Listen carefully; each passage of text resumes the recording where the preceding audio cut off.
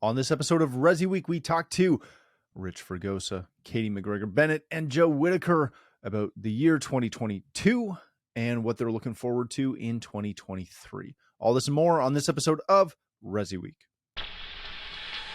The network for the AV industry. What are you listening to? This is AV. This is AVNation. This is AVNation. This is ResiWeek, episode 360, the year in review. Welcome to this episode of ResiWeek. This is your weekly roundup of all the latest news and stories, except this is our end of the year show, so it's wrap up of the entire year. I'm your host, Matt D. Scott for AVNation.tv, and this week I am pleased to be joined by three of my good friends. First, we have Uncle Richie, Richard Fregosa. He's the principal of Fregosa Design. How you doing, Uncle Richie? I'm doing good, brother. Actually, doing double duty with you on this one, so looking forward to it. It's actually good to see some good friends on here. We're doubling up again. It's going to be a party. Then we're kind of going across the North American continent from west to east. Then we have Katye McGregor-Bennett out of Montana. She's the president of KMB Communications. How you doing, Katye? I'm doing great. We're getting ready to wind down for the holidays. So as you can see behind me, we've like completely blown up the office. I see that. Yeah. It's a good time though. I'm just happy to see John kind of puttering away in the background there. Right? I know. It makes me happy. Yeah. I hope he's doing something. He is. He's getting stuff ready for ISE. All right, then coming a little bit closer, we have Joe Whitaker. He's the vice president of business development for Origin Acoustics. How you doing, buddy? Glad to be back on the show for another yearly roundup. Yeah. And then I'm, of course, wrapping the East Coast up, I guess. I'll take ownership of the entire East Coast, I guess, up here in Canada. But, all right, ladies and gentlemen, this is the typical year-end show that we like to do. We like to look back and think about and discuss the biggest things that affected 2022, the biggest story, whatever your fondest memory of 2022 is.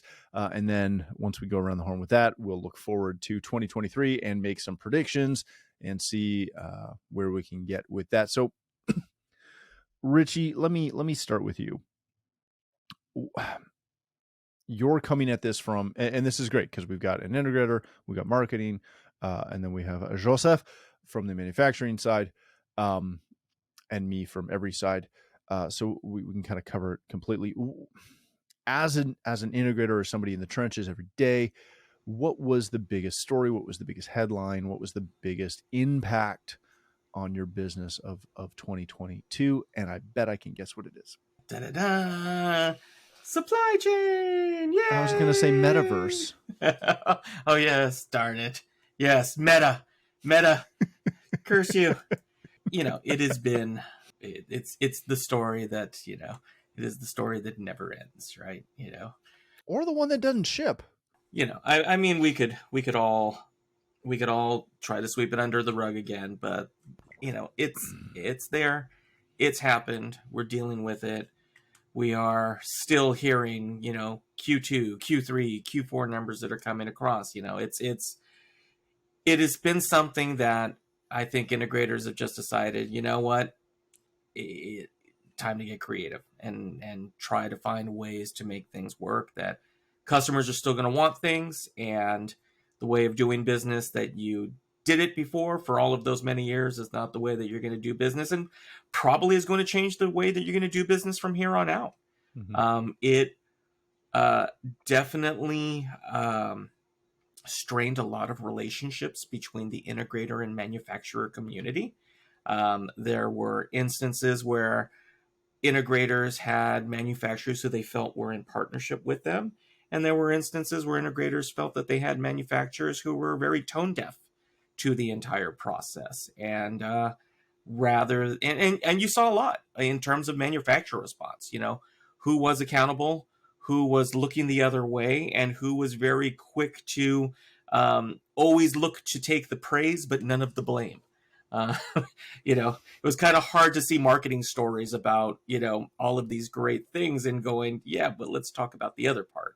But it wasn't just our industry. we did see an acceleration of SaaS models, software as a service.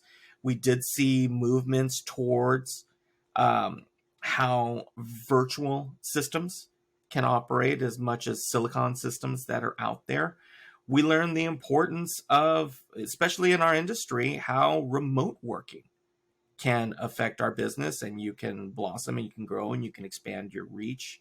And at the same time, I remember, 18 months ago or whatever, Joe was doing a great job of putting out how to wear your protective gear, and with the diagrams and everything else, and how we haven't forgotten what it felt like almost 2 years ago, but we have definitely evolved and taken some lessons from it in how we approach the market. It was a different kind of technological meltdown in that, it wasn't that we had the real estate market drop out or the dot bomb. We had an instance where integrators had to be resourceful and had to find ways to still be able to say yes, but not the ways that they've always said it before.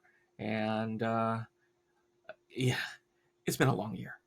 I mean, you get a lot of the stories. Now, with that though, I did have the good fortune of, right at the end of spring, beginning of summer, to go to Spain and ISE, and to be able to see a bit of that transition. And then we followed right up with Infocom and the difference that started happening, and you could feel the tide shifting, not as fast as any of us ever wanted it to, but with the return of even in-person trade shows, there was finally that sense of, okay, we've crested the hill. Now we're seeing with manufacturers and with integrators and with deployments that work's getting done, and now we're starting to check off some of the boxes on the list. But it was, first half of the year was a rough go to get to crest that hill. That's a load there. Katye, from the marketing side, or just your side in general, obviously I'm assuming a lot of it was some of the same stuff, trying to constantly put out the fires of the year that was. But looking back, what was your biggest takeaway? What was your biggest story, your biggest impact that you saw? I think that's kind of a twofold answer, as you often get from me. One is kind of bouncing off of what Richie was talking about in supply chain and sort of how that opened up some additional things mid-year. So supply chain absolutely played a role in everything that we did, but from a marketing perspective and representing brands, it was really helping kind of navigate the conversation and create as much transparency about the reality of the situation as possible. So really clear, transparent communications.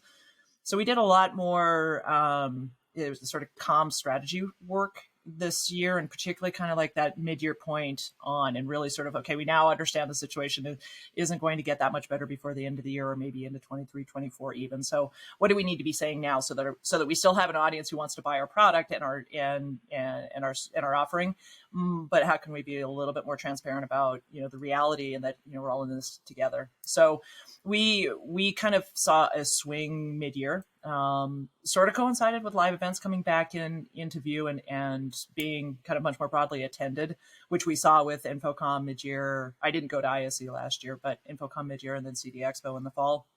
And definitely, seeing a lot more feet on the ground and a lot more of the kind of the buying audience, or the buying influencer audience at both of those shows.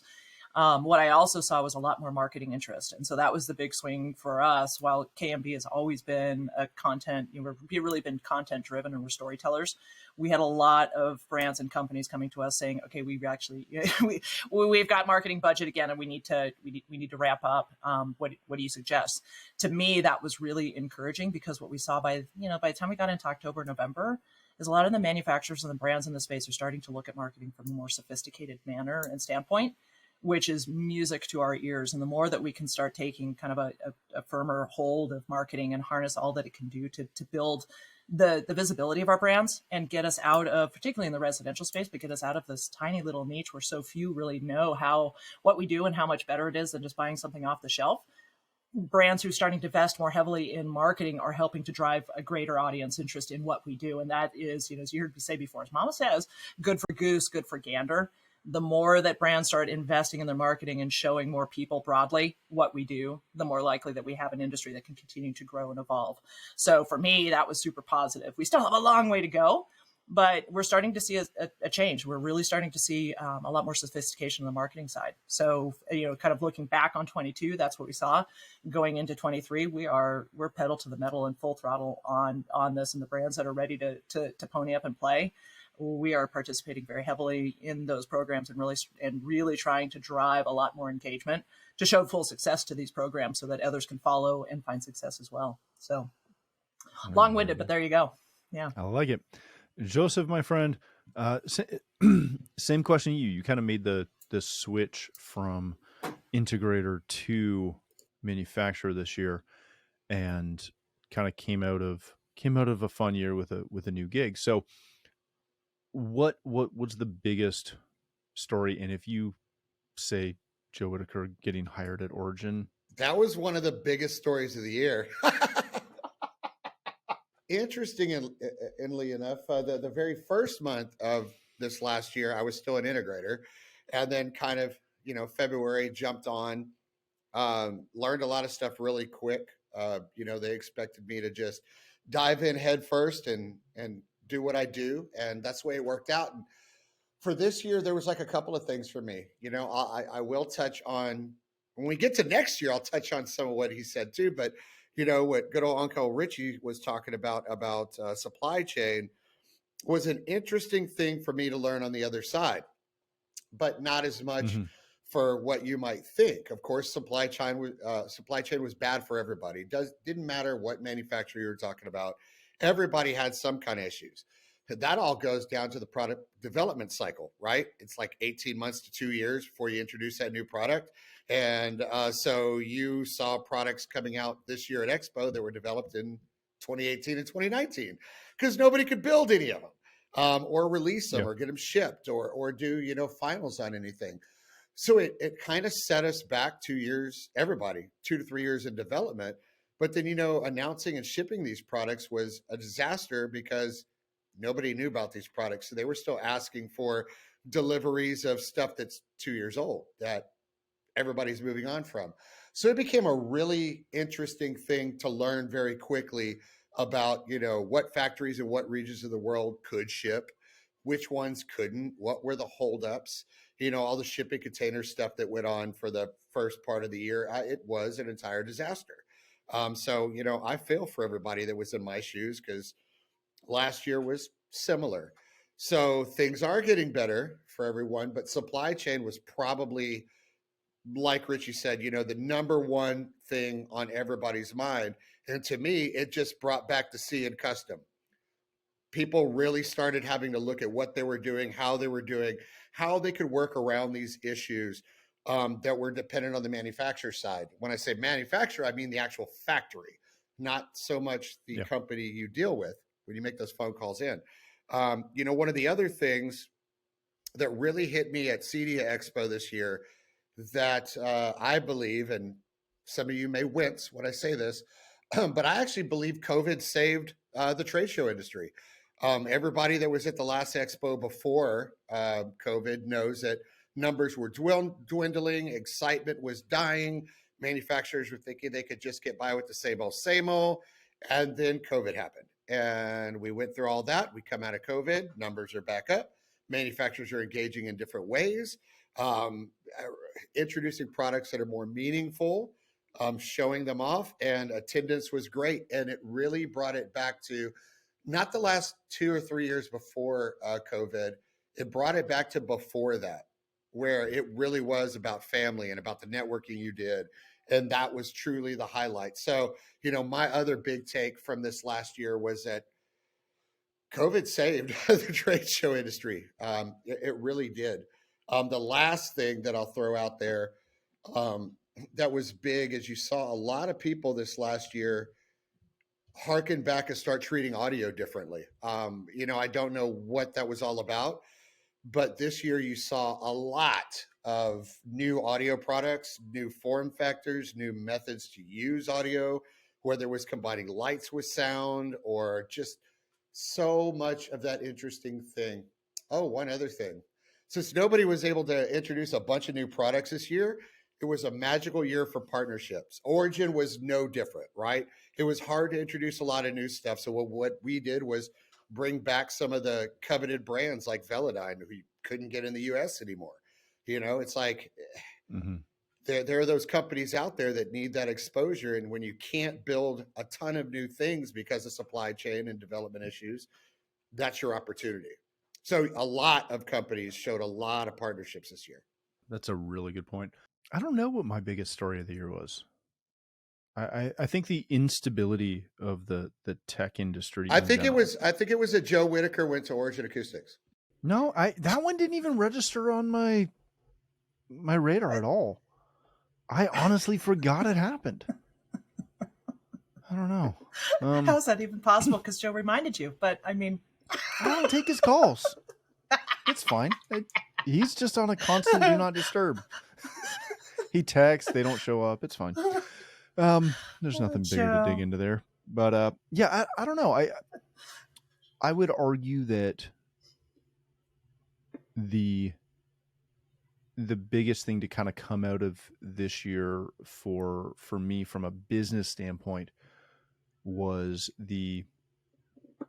having a better understanding of the relationships that we have with both our customers and our vendors, and politely realizing that for the most part, they both suck. They're both terrible. And that there is a lot of situations where, like anything, when everything is good and rosy, there's no issue. But the second things get challenging, you find out who's really there for you and who really supports you. Again, from both the manufacturer side, the distributor side, but also the customer side. We had more customers that went a different direction this year than we've ever had, which is very interesting. And it's probably just my personality, but that's fine. Notwithstanding. All right, let's go around the horn one more time and talk about what we're looking at with 2023. See if we can find a rosy outlook on the upcoming year. What you got for us, Richie? I think that 2023 we're going to see as the year of virtualization in our industry.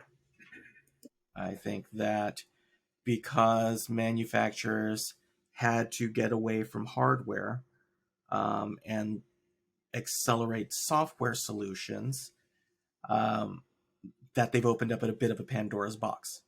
Because what's interesting is that integrators are going to go, so wait a minute, in an effort to fill the supply chain issues that we were talking about, we came up with software solutions that weren't necessarily specifically tied to these units. And we can deploy systems, which we're seeing with control systems. We're going to see with audio codecs, video codecs, and everything coming down the line. For the integrator, for the end user, I think it's going to be great. I think it's going to open up the opportunity for what we've always called, the interoperability of systems, right? The true integration side of systems, right? Where we are now just bridging different technologies, and it's no different, and I've said it many times, like we saw in the tech world years ago, to be able to virtualize the process where you don't need a DB25 anymore to connect to a device. You don't need a VGA cable to connect to a device. All of the near end and far end devices, whether it's a streaming media player, whether it's an integrated speaker, whether it is a smart TV, all of these systems are going to become less and less dependent on the chips that we said for so many years. We got to have this chip. We got to have this box. Only our box can do X, Y, Z. With the Resi side of things, I'm excited because, again, I've been waiting for it forever, is seeing the influx of pro technology solutions working their way in. Dante, AES 67. MJ picked through. All of the things that we've been waiting for, being able to deploy those in consumer applications from a custom standpoint. We're going to see even more of a shift of the haves and have-nots, right? That middle ground is going to be a very weird area because we're going to have a lot of these devices that will perform a whole lot of different things. And the integrators who are going to be able to kind of succeed from this are the ones who can truly explain how integration works again. It's like going back to the 90s when you used to do your sales presentation, you'd walk out with 10 remotes and you drop them on the table and go, this is what you got right now. We're dealing with that with an app-based culture again. And now it's going to be, who are the integrators who can find ways to streamline the process, whether it is no-touch control, whether it's voice control, whether it's predictive assistance systems, all of the things that we've been talking a lot about over the years of how technology is supposed to help the process and not hinder the process. And so that's what our focus has been, is that, I'm excited about how we can use predictive technology to streamline what's going to be going on in these residences. And I think, there's something to be said about that, and there's value, and there's a market and a vertical that can be reached with it. Because if you're focusing on selling boxes, it's going to be a long year for you before you even start. Because A, you got to hope you got to get the box, but B, you have a whole different group of competitors than you think you have. And you're not competing with other integrators. You're not. And that's an old way of thinking that we had from decades ago that we need to be able to open up, and if we're going to flourish. And I think we are. And I think we saw a shrink in terms of the companies again who is left. There's been some vetting in the industry, and I think there's an opportunity for quality products to go out. And I think everybody's learned their lessons. I'd like to think that manufacturers are hopefully not going to sweep the past 2 years of missteps under the rug, and we'll be able to come up and say, hey, we learned too. We were just as guilty of just thinking that it was just the rain was always coming. And I hope that it's going to make us more responsible as an industry in order to be able to deliver consistent solutions. Yeah, that's a really good point. Katie, how are you going to follow that one up? Is there anything left? I got nothing. No, I've got nothing.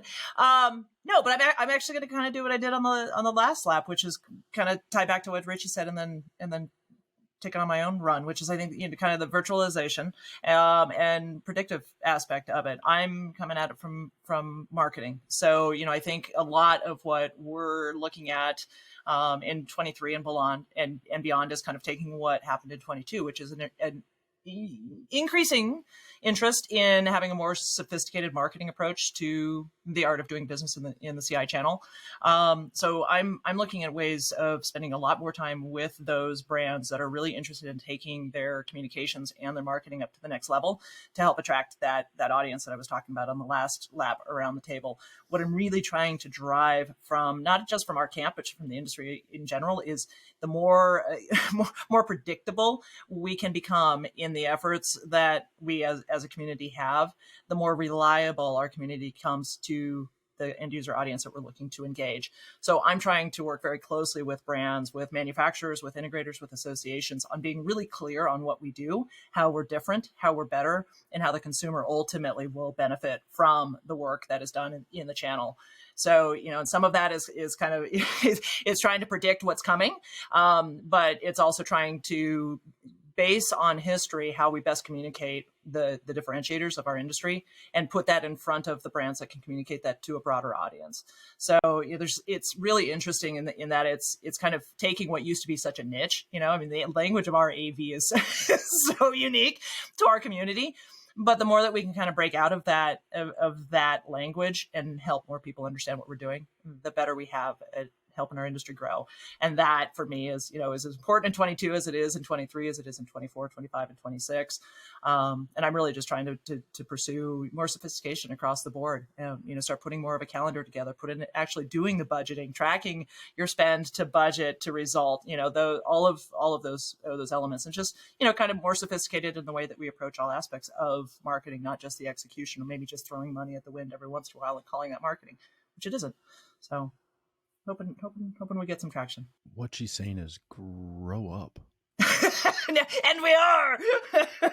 Goodness gracious. I know. That's fantastic. Joseph, my friend, what's 2023 look like for you? What are you expecting to see? It could be like a mix of good and bad.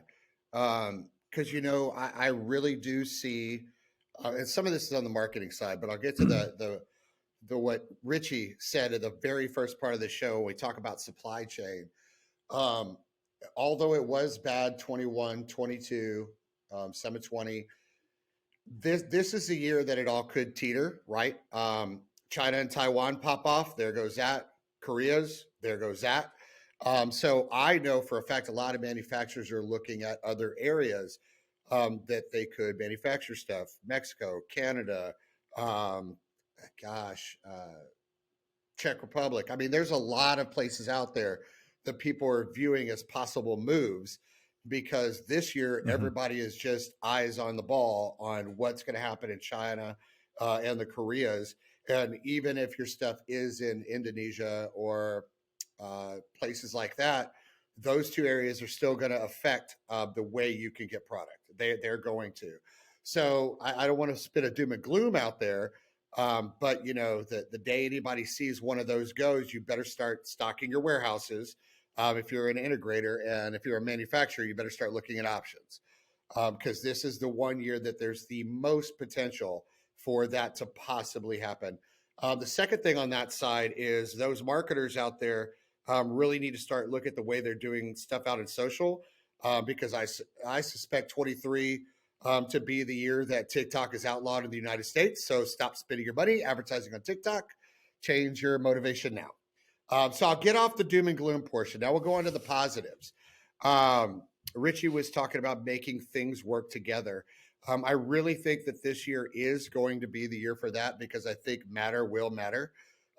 Matter will probably pull off something this year that will be big, because, I mean, even down to brands like Tuya, 247 certified devices, Microsoft, over 100 certified devices, Philips Hue, 100 and something certified devices. So there's and then we got Sony, Samsung, LG already with products in Matter certification. So Matter is really going to matter. And I'm not going to say which control company, but I do know one of them has already got stuff in certification. So that could be a very, very, very huge thing. People are also starting to look at, like Richie said, AES 67, Dante. I really do think 23 is going to be the year we'll see a bigger splash into residential, besides just what Meridian has already done in this past year. I think 23 is going to be our first jump into watching companies starting to do multi-room music with Dante, DSP within Dante, going down to the room basis. Richie's over there shaking his head. He's feeling me. This is going to be the year where the the residential integrator actually starts seeing the value in what can be done on the back end of Dante. Because believe me, nothing is worse than an echo in a multi-room environment, and you can't fix that with our current architecture, with network timing protocols that are standard within what we do today. You can fix it in Dante, and it is going to come around. I completed an entire 40-zone audio system with nothing other than speaker wires and a couple of HDMI inputs. Yay. See, believe me, guys, the tech is real. And I think it's going to be the year. The last thing I'm going to try to keep it short, Matt. The last thing that's this is going to be the craziest thing ever to happen to our industry, but it's going to happen outside our industry, and it's going to happen entirely on accident. And it's going to make everybody go, whoa. So we're 6 months out from Neuralink being FDA approved.